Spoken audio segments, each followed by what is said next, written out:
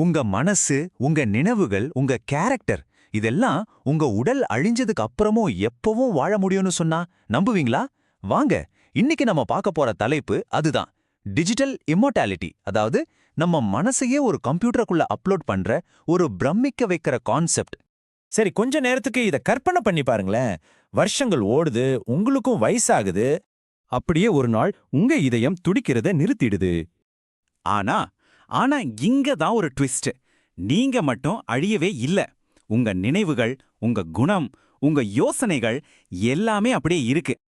இதுதான் டிஜிட்டல் அழியா நிலை நமக்கு கொடுக்கிற ஒரு வாக்குறுதி. சரி, இது சும்மா கற்பனையா இல்ல, இதுக்கு பின்னாடி சயின்ஸ் இருக்கா? வாங்க உள்ள போய் பார்க்கலாம். சிம்பிளா சொல்லணும்னா டிஜிட்டல் அழியா நிலைங்கிறது இதுதான். உங்களை நீங்களா மாத்துற எல்லா விஷயத்தையும், அதாவது உங்க மெமரிஸ், உங்க பர்சனாலிட்டி, உங்க சிந்தனை, இது எல்லாத்தையும் ஒரு கம்ப்யூட்டருக்குள்ள சேமிச்சு வைக்கிறது. உங்க உடம்பு இல்லைன்னாலும் உங்க மனசு மட்டும் தொடர்ந்து இயங்கிட்டே இருக்கும். கேட்கறதுக்கே ஆச்சரியமா இருக்குல்ல? இந்த நம்ப முடியாத ஐடியாவோட சயின்ஸ் எங்க இருக்குன்னு தெரியுமா? நம்ம மூளைக்குள்ளதாங்க இருக்கு, அதோட டிஜிட்டல் ப்ளூ பிரிண்ட்ல. நம்ம மனுஷ மூளை இருக்கே, அது இந்த பிரபஞ்சத்திலேயே ரொம்ப ரொம்ப சிக்கலான ஒரு விஷயம். அதுல கிட்டத்தட்ட 8600 கோடி நியூரான்கள் இருக்கு.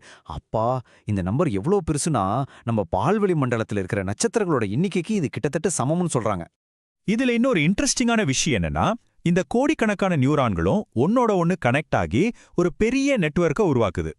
இந்த முழுமையான மேப்பை தான் விஞ்ஞானிகள் கனெக்டோம் அப்படின்னு சொல்றாங்க. நம்மளோட நினைவுகள், உணர்ச்சிகள், யோசனைகள் எல்லாமே இங்க தான் ஸ்டோர் ஆகியிருக்கு. சொல்லப்போனா நம்ம மனசோட திறவுகோலை இதுதாங்க. அப்போ நம்ம மனசை எப்படி அப்லோட் பண்றது? அதுக்கு தியரிட்டிக்கலா 3 ஸ்டெப்ஸ் இருக்கு. 1, நம்ம முழு மூளையையும் ரொம்ப துல்லியமா ஸ்கேன் பண்ணணும். 2, ஒவ்வொரு நியூரானையும் அதோட கோடிக்கணக்கான கனெக்ஷனையும் மேப் பண்ணணும். 3, அந்த முழு நெட்வொர்க்கையும் அப்படியே ஒரு கம்ப்யூட்டருக்குள்ள திரும்ப உருவாக்கணும். இப்படி செஞ்சா உங்க மனசோட ஒரு பெர்ஃபெக்ட்டான டிஜிட்டல் காப்பி ரெடி ஆயிடும். இது ஏதோ சயின்ஸ் ஃபிக்ஷன் சினிமா மாதிரி தோணுதா? ஆனா உண்மை என்னன்னா, இந்த இலக்க நோக்கிய பயணம் ஏற்கனவே ஆரம்பிச்சிருச்சு. நிஜத்துல என்ன நடக்குதுன்னு பாப்போமா?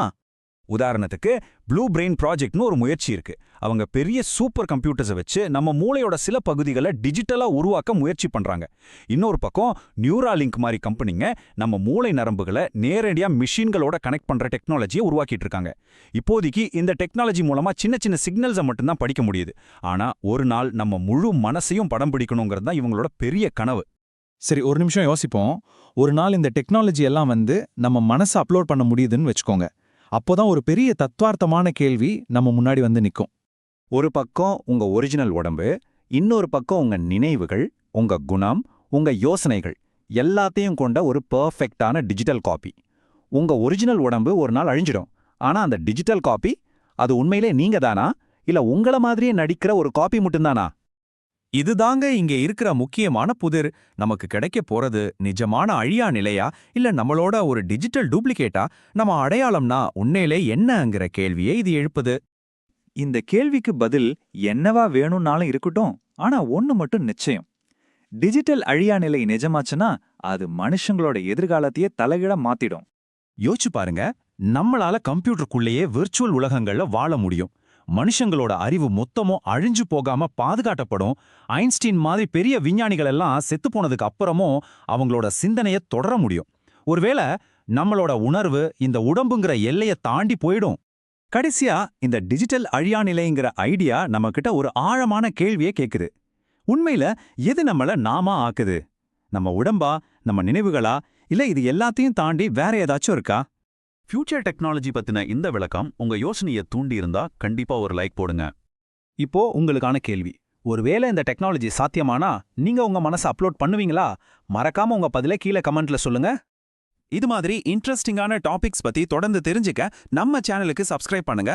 அடுத்த வீடியோல பார்க்கலாம்.